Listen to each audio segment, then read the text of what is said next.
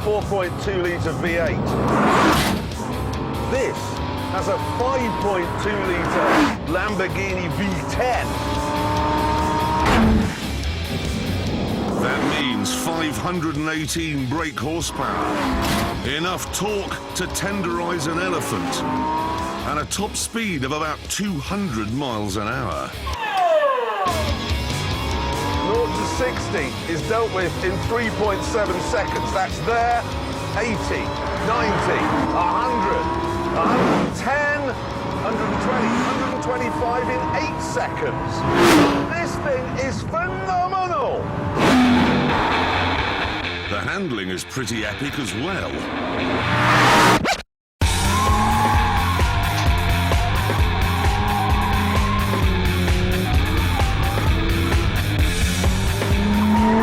As a driver's car, this is spectacularly good. It's like Scarlett Johansson's lips or the roof of Paddington Station. Absolutely faultless. Oh, God, it's good. Oh,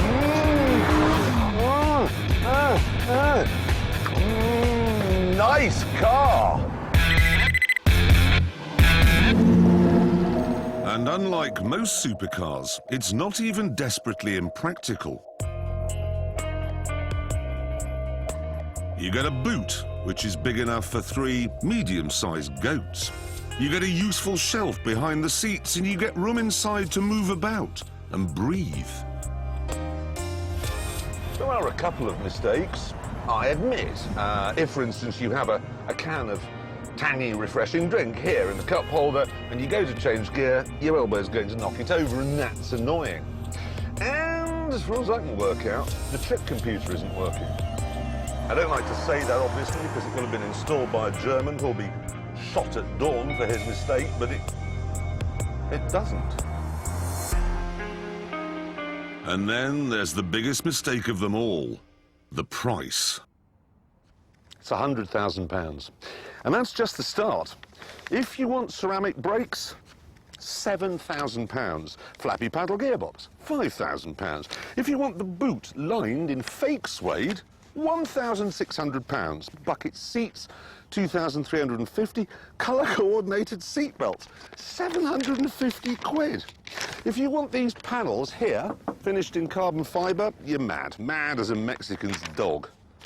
They even charge £500 if you want to pick the car up from the factory yourself.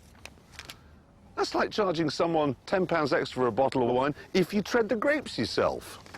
I'd tell them to get lost. Strangely, however, it's not the money that would stop me buying this car. The trouble is it's a bit too joyless, a bit too like Scarlett Johansson's lips. You can never imagine this thing smiling. I mean, look what happens, okay, if I hit this button here. Sport mode on, exclamation mark. What's it got an exclamation mark for? You put the sport on in a supercar, you mad, crazy fool, you. And look at the sat-nav, okay? It can take you to a bank or a bowling alley or a bus station. I'm sorry, golf course. What's that? Historical monument. Yes, I've got a supercar, but I'm going to stop off and look at this Neolithic fort. The R8 V10, then, doesn't really do fun. It doesn't do pantomime. So if I were spending £100,000 on a car, I'd think very seriously about buying something worse.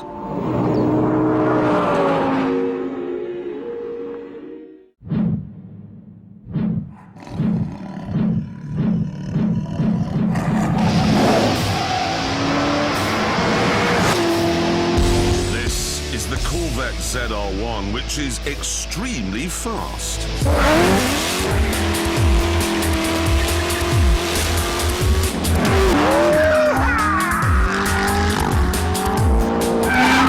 This has a supercharged 6.2-litre engine, which is a turbo compared to Audi's 5.2-litre unsupercharged cod. Put it in a drag race with the R8, and the results are inevitable. I have got 120 more horsepower than the R8. And because the Corvette is made from plastic, it's lighter as well. If only America could win its wars so convincingly. However, there are a few problems. I tested one in America last year, and after 3 days it was starting to fall apart, and then on the 4th it refused to start. It's also insanely vulgar. It's only available with left-hand drive. The luggage cover looks like a motel shower curtain. It's much too wide, and in the corners, it's a complete madman.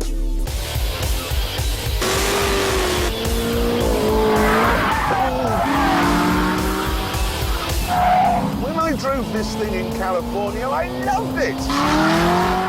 But I think it might have been a holiday romance, because here on our track, it's well, let's be kind, let's say difficult.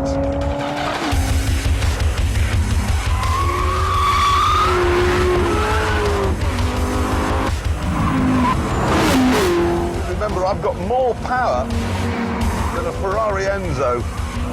Oh my God. Come on, get a straight line! I may have more firepower, but trying to keep up with the Audi is like trying to win the Grand National whilst riding a lion that's made out of teeth and jelly. It sort of wobbles about, and then if you're not careful, it bites your arm off. Ah. Oh no, I've got. The thing is, though, despite the waywardness and the terrible danger, the Corvette is more fun. It's disintegrating already. I'm being strangled by my own seatbelt and the ends come off. Get on!